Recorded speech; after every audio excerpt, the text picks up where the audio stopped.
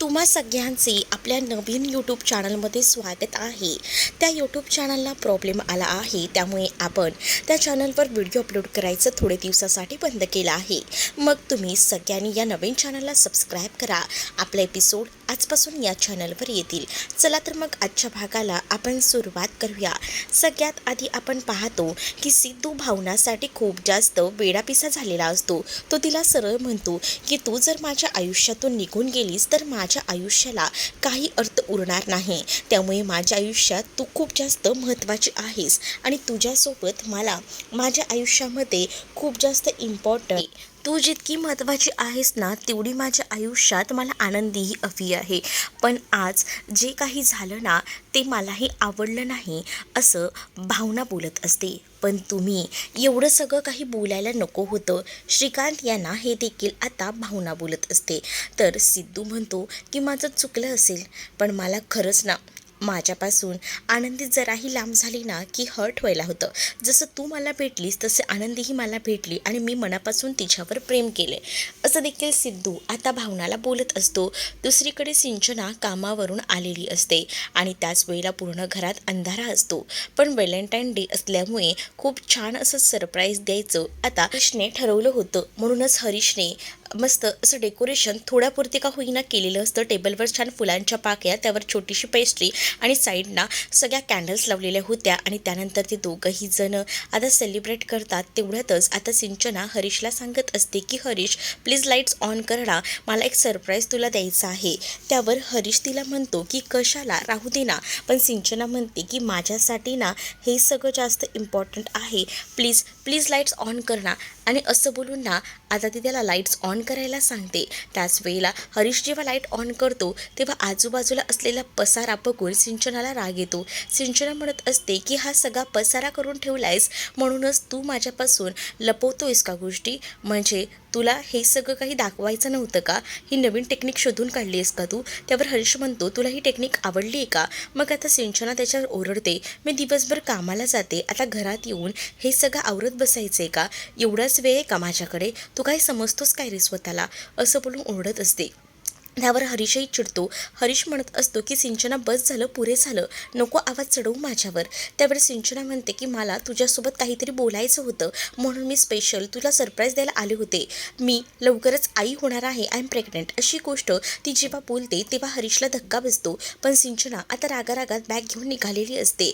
दुसरीकडे आता वीणा आणि हरीश व्हॅलेंटाईन डे निमित्त बाहेर छान असं जेवायला आलेले असतात. खास वीणानेच हे प्लॅनिंग केलेलं असतं. तिने खरं तर ना संतोषला फसवलेलं असतं. तिने सांगितलेलं असतं की मी ऑलरेडी पैसे दिले आहेत तर तुम्हीही तिथे या, म्हणजे आपण सेलिब्रेट करायचं. मग आता दोघंही बाहेर जेवत असतात. पण बाहेरचं जेवण करत नसतं वीणाला. वीणा त्या प्रत्येक जेवणाला नावं ठेवत असते. आणि त्याच वेळेला दुसरीकडे मात्र आता संतोष म्हणत असतो की हे बाहेरचं जेवण आहे ते असंच असणार आहे, ते काही घरातलं नाही आहे. त्यानंतर आता वीणा ही संतोषला सांगत असते की चला आता पटकन पैसे देऊन टाका. त्यावर वीणाला संतोष म्हणतो की तू तर ऑलरेडी पैसे दिलेले होतेस ना.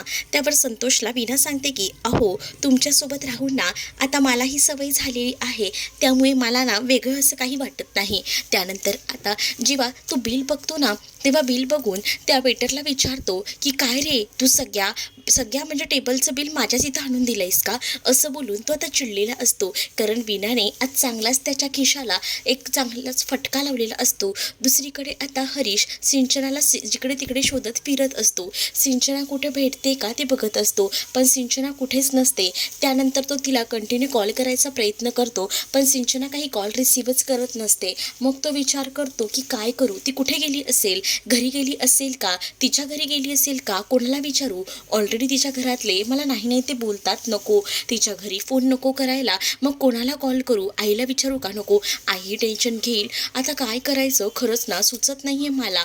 मी किती बेशिस्त आहे हे सुद्धा त्याला कळलेलं असतं. दुसरीकडे पाहायला मिळतं भावना आणि सिद्धू हे दोघंही जण आता एकमेकांकडे बघत असतात. तर भावना सिद्धूला म्हणत असते की तुम्ही काळजी करू नका, आपल्या दोघांमध्ये कधीही दुरावा येणार नाही, म्हणजेच मी तुम्हाला कधीही सोडून जाणार नाही. असं बोलून आता दोघांमध्येही छान असं जवळीक आलेली असते. दोघंही जण खूप छान असे रोमॅन्टिक झालेले असतात.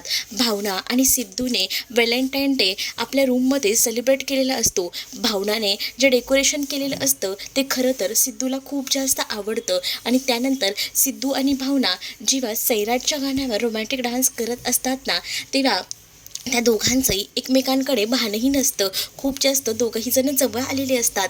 दोघंही जण मिळून आता केक कटही करतात, कारण आज त्यांचा खऱ्या अर्थानं व्हॅलेंटाईन साजरा झालेला असतो. खरं तर सिद्धूने भावनाला ज्या काही त्याच्या प्रेमाच्या व्याख्या आहेत त्या सांगितलेल्या असतात ना, त्यामुळे आता भावनाही खूप जास्त खुश असते आणि भावना कंटिन्यू त्याच्याकडे पाहत राहते.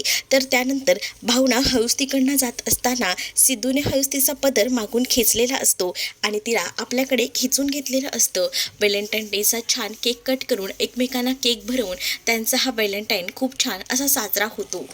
आता घर सोडून गेलेल्या सिंचनाला हरीश जिकडे तिकडे शोधत असतो, पण हरीशला कुठेही सिंचना सापडत नाही. मग तो घाबरतो की सिंचना नेमकी गेली तरी कुठे असेल. तो आता सगळीकडे सिंचनाला कॉल करायचा प्रयत्न करतो, पण तिचा काही कॉल लागत नसतो. मग शेवटी ना तो आता तिच्यासाठी एक रेकॉर्डिंग करतो आणि तिला ते रेकॉर्डिंग पाठवून देतो. सिंचू, माझं चुकलंय, मला कळतंय, मी यानंतर अशी चूक करणार नाही, मी जबाबदारी माझी मी घेईन, पण प्लीज ना असं करू नकोस ना, मला सोडून जाऊ नकोस, असं देखील आता त्याने म्हटलेलं असतं आणि ते रेकॉर्डिंग त्याला पाठवतो. त्यानंतर आता जेव्हा तो रेकॉर्डिंग तिला पाठवतो ना, तेव्हा तो विचार करतो की चला, आपल्याला आता असं तसं राहून चालणार नाही आहे, आपल्याला सुद्धा काहीतरी करायला हवं. आणि त्यासाठी तो आता रडतो वगैरे आणि तिकडनं जायला निघतो. म्हणजे सिंचनाला येऊन आपण सरप्राईज देऊया. पूर्ण घर त्याने आता नीटनेटकं लावलेलं असतं आणि सिंचनाला तो आता कॉल करतो. सिंचनाचा कॉल लागत नसतो. मग तो आता तिला रेकॉर्डिंग पाठवतो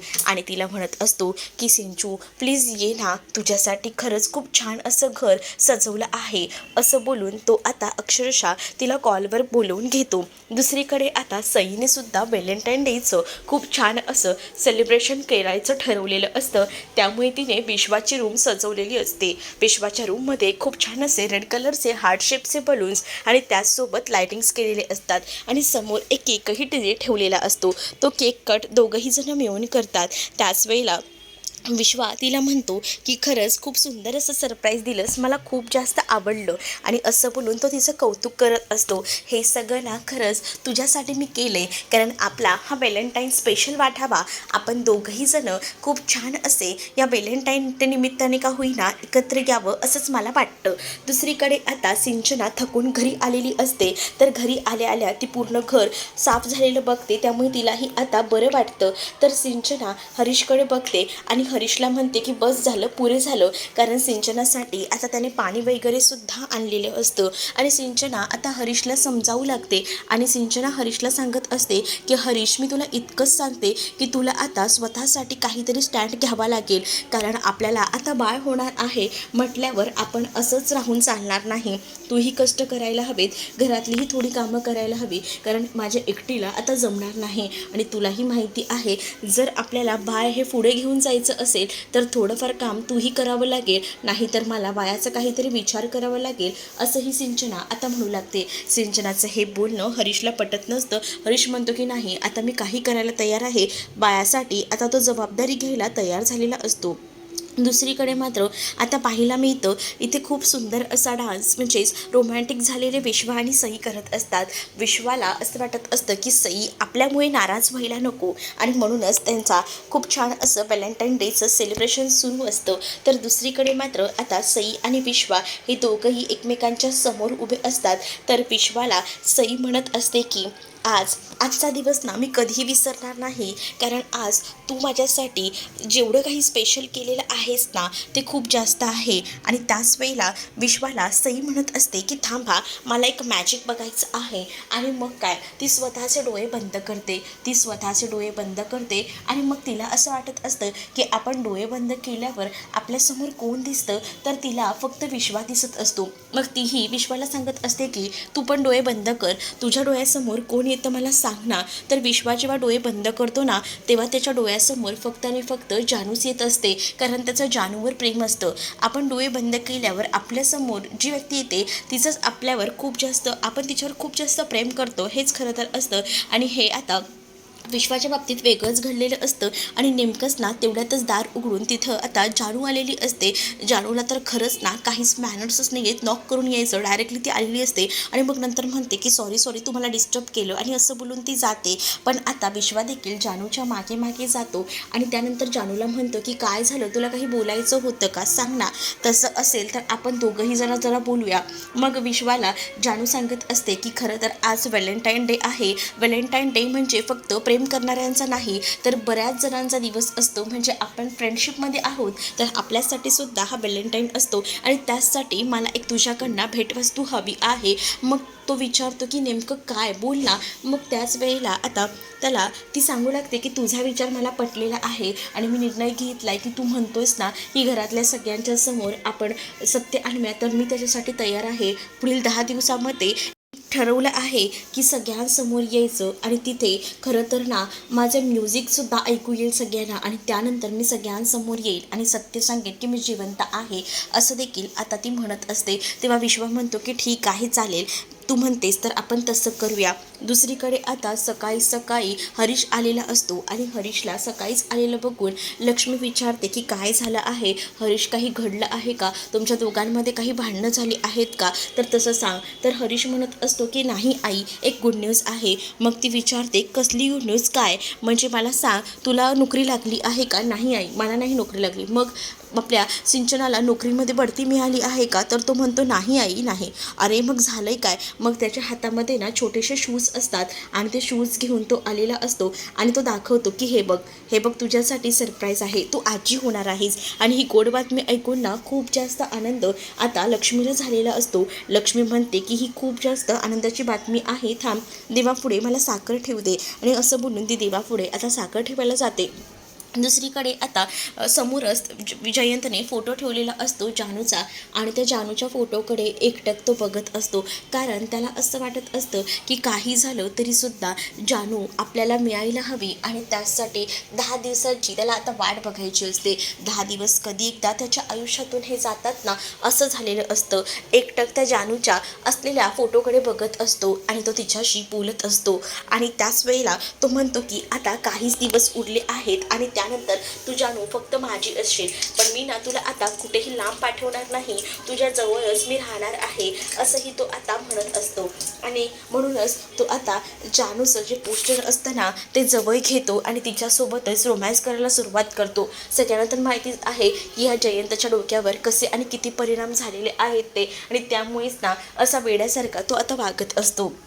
जेव्हा आता तो असं वागत असतो ना तेव्हा मात्र तो ठरवतो की जानू आपल्याकडे येणार आहे, मग आपण खूप छान असं तिला सरप्राईजही द्यायचं. दुसरीकडे आता सकाळ झालेली असते आणि सिद्धू आणि त्याचसोबत इथे जी भावना झोपलेली असते. अचानकपणे भावनाला जाग येते. भावना इकडे तिकडे पाहते आणि त्याच वेळेला भावना जेव्हा बघते तेव्हा तिच्या लक्षात येते की सकाळ झाली आहे आणि त्यानंतर ती म्हणत असते की मला कळते जे काही होतंय ते खरंच खूप चुकीचं आहे, पण नाही, खरं तर ना माझं प्रेम ह्यांच्यावर खूप जास्त आहे आणि मी जेवढं प्रेम करते ना तेवढंच हेही माझ्यावर प्रेम करतात आणि म्हणूनच ते माझ्या बाबतीत पॉझिटिव्ह आहेत, हे तिने ओळखलेलं असतं.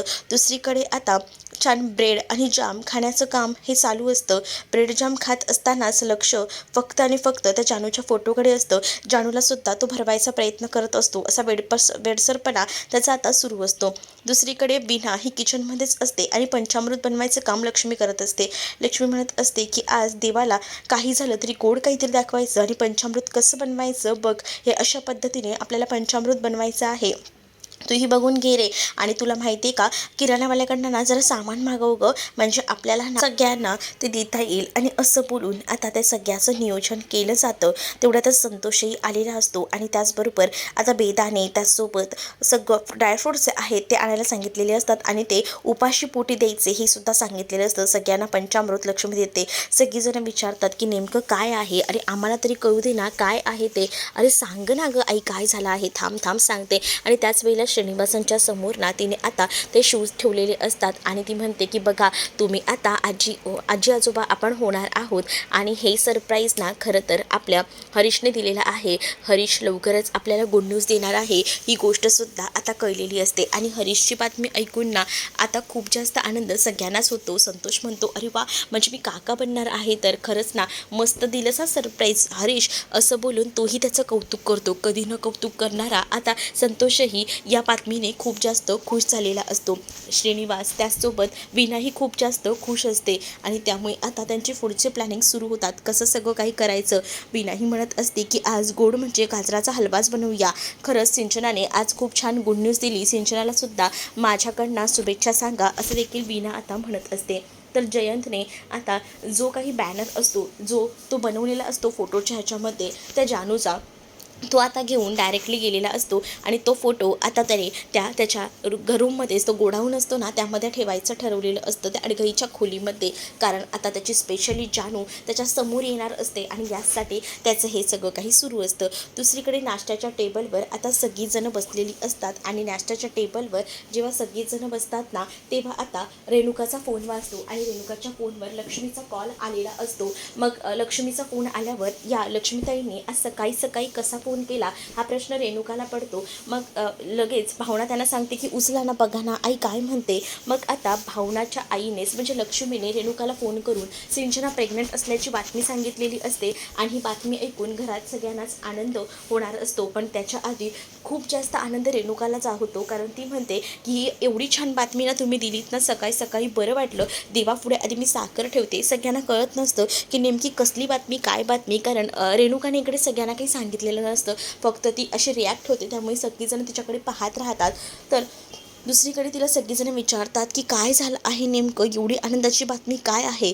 तर इकडे आता जानू देवाकडे हात जोडत असते आणि तेवढ्यातच विश्वा तिथे येतो. विश्वा तिथे आल्यावर जानूला विचारतो की जानू काय झालं काही टेन्शनमध्ये दिसतेस. त्यावर जानू म्हणते की कधी एकदा आज मी जाऊन सगळ्या माझ्या घरच्यांना भेटते ना असं झालंय. त्यावर विश्वा म्हणतो काय म्हणजे मला कळलं नाही. काल तू मला वेगळं काही बोललीस आणि आज मला वेगळं काही बोलतेस म्हणजे आज तू कशी काय जाणार आहे 10 दिवस बोललीस ना. त्यावर जानू म्हणते की काय मी काय बोलली. त्यावर विश्वा म्हणतो की कालच रात्री तू मला म्हटलीस की 10 दिवसानंतर तू सगळ्या घरच्यांसमोर येणार आहेस हे तू मला सांगितलंस आणि आता हे काय बोलतेस. त्यावर जानू म्हणते की हे बघ हे असं असतं माझ्या डोक्यात ना अनेक विचार सुरू आहेत बघ त्यामुळे झालं असेल. ते म्हणतात नाही का डोक्यात विचार सुरू असले की काही ना काही आठवत राहतं. मग माझ्या डोक्यात एवढं प्रेशर आहे ना त्यामुळेच माझ्या बाबतीत हे झालं. खरंच सॉरी. ठीक आहे 10 दिवसानंतर ना पण आता 10 दिवसानंतर मी माझ्या कुटुंबियांना भेटणार आहे त्यामुळे ना मला खूप बरं वाटते. म्हणजे एकदा कधी जाऊन आईबाबांना सगळं सत्य सांगते ना असं होतंय. आईबाबांना भेटण्याची खूप जास्त इच्छा निर्माण झाली आहे